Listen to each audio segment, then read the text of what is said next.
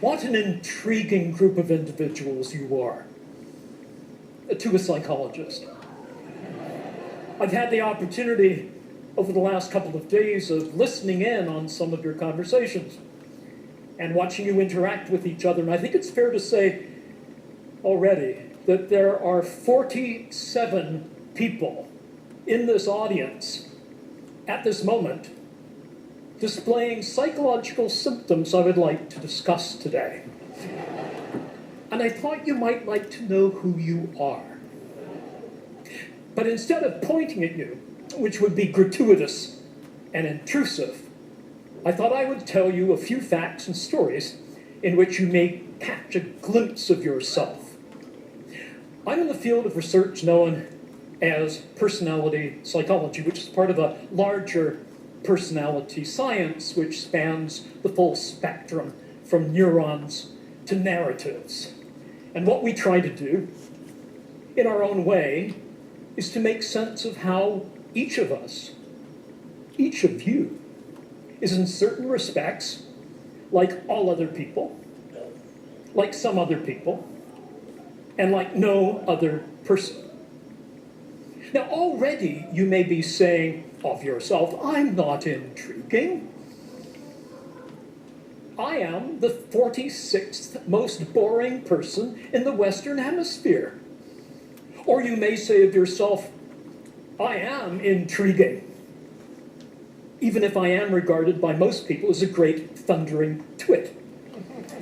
But it is your self-diagnosed boringness and your inherent twittiness that makes me as a psychologist really fascinated by you.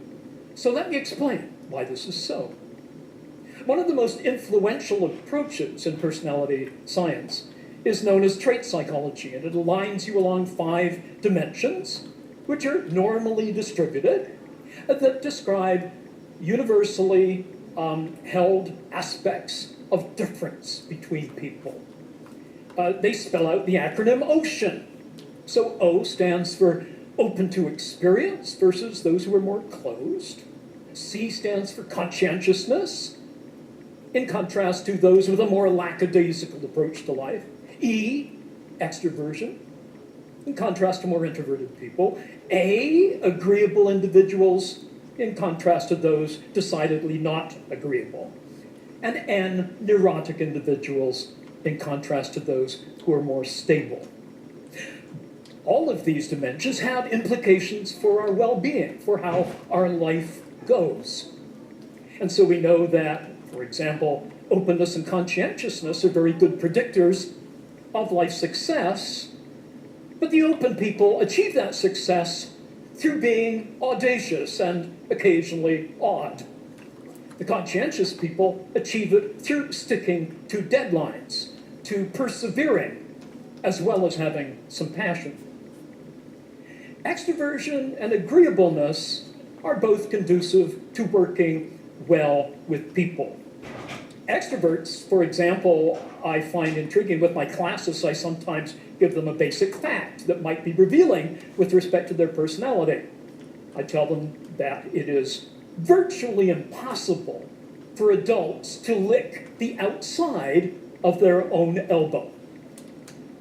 Did you know that? Already some of you have tried to lick the outside of your own elbow, but extroverts amongst you are probably those who have not only tried, but they have successfully licked the elbow of the person sitting next to them. Those are the extroverts. Let me deal in a bit more detail with extroversion because it's consequential and it's intriguing and it helps us understand what I call our 3 natures. First, our biogenic nature, our neurophysiology. Second, our sociogenic or second nature, which has to do with the cultural and social aspects of our lives. And third, what makes you individually you, idiosyncratic, what I call your idiogenic nature. Let me explain. One of the things that characterizes extroverts is they need stimulation.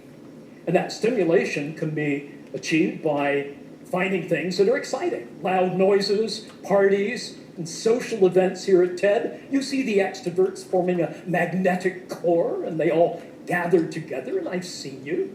The introverts are more likely to spend time in the quiet spaces up on the second floor, where they are able to reduce stimulation and may be misconstrued as being antisocial, but you're not necessarily antisocial. It may be that you simply realize that you do better when you have a chance to lower that level of stimulation.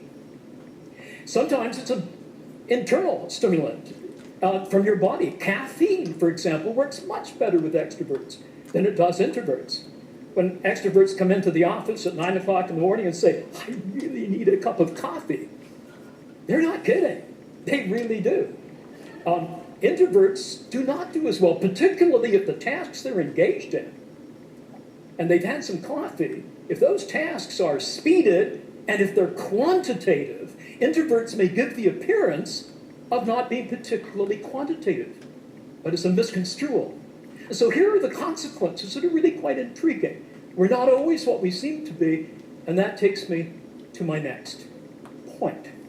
I should say, before getting to this, something about sexual intercourse. Although I may not have time, and so if you would like me to, yes, you would? Okay. There are studies done on the frequency with which individuals engage in the conjugal act, as broken down by male, female, introvert, extrovert. So I ask you, how many times per minute? Oh, I'm sorry, that was a rat study. How many times per month do introverted men engage in the act? A 3.0. Extroverted men, more or less? Yes, more. 5.5, almost twice as much. Introverted women, 3.1. Extroverted women, frankly, speaking as an introverted male, which I will explain later, they are heroic.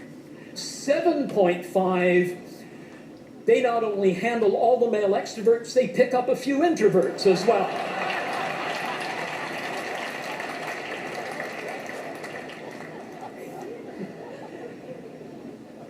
We communicate differently, extroverts and introverts.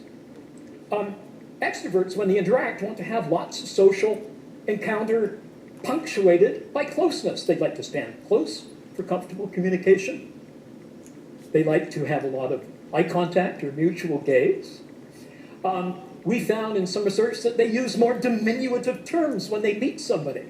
So when an extrovert meets Charles, it rapidly becomes Charlie, and then Chuck, and then Chuckles baby. Whereas for introverts, it remains Charles until he is given a pass to be more intimate by the person he's talking to. We speak differently. Extroverts prefer black and white, concrete, simple language. Introverts prefer, and I must again tell you that I am as extreme an introvert as you could possibly imagine. We speak differently. We prefer contextually complex, contingent, weasel word sentences, more or less, as it were, not to put too fine a point upon it, like that. When we talk, we sometimes talk past each other. I had a consulting contract I shared with a colleague who was as different from me as two people can possibly be. First, his name is Tom. Mine isn't. Secondly, he's 6'5". I have a tendency not to be. And thirdly, he's as extroverted person as you could find. I am seriously introverted. I overload so much I can't even have a cup of coffee after 3 in the afternoon and expect to sleep in the evening. We had seconded to this project a fellow called Michael. And Michael almost brought the project to a crashing halt. So the person who seconded him asked Tom and me, what do you make of Michael? Well, I'll tell you what Tom said in a minute. He spoke in classic extrovertese. And here is how extroverted ears heard what I said, which is actually pretty accurate.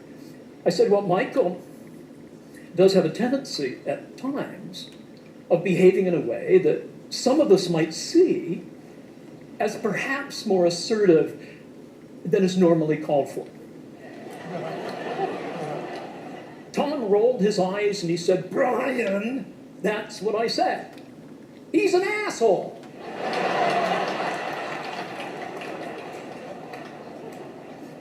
Now, as an introvert, I might gently allude to certain assholic qualities in this man's behavior, but I'm not going to lunge for the A word. But the extrovert says he walks like one, he talks like